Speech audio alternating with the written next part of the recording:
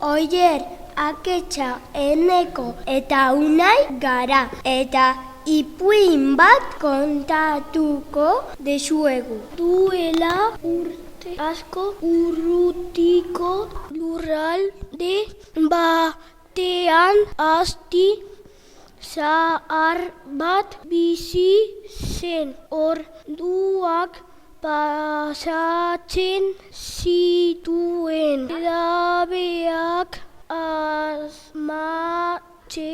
eta egun batean edabe bitxi bat asmatu zuen. Hor perfektuak gauzentzat ez zekien zertan erabili eta bere igel bati hortzak oparitzea pentsatu zuen. Igela oso zoriontsu zegoen. Orain gozo asko jan ahal zituen eta hitz egiten ere ikasi zuen. Oso pozik nago, esan zuen. Arro. Nahiko ditut gozokiak jan. Eltxo zikin eta nazkagarriak, baino igelak gozoki asko jaten zituen eta hortzak ez zituen garbitu. Zaindu zure hortzak, esan zion astiak.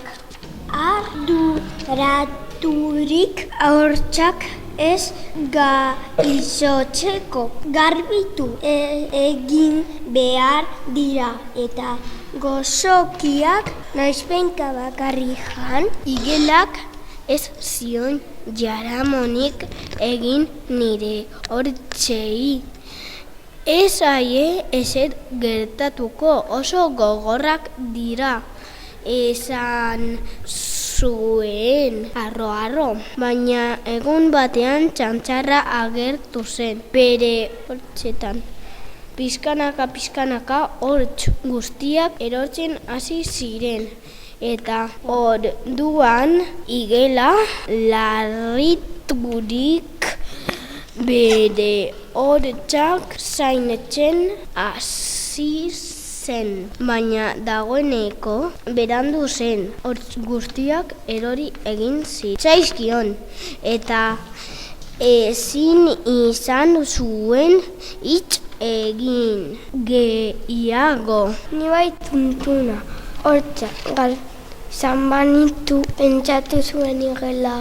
Orain berriro eltxo zikin eta nazkagarriak jan beharko ditut.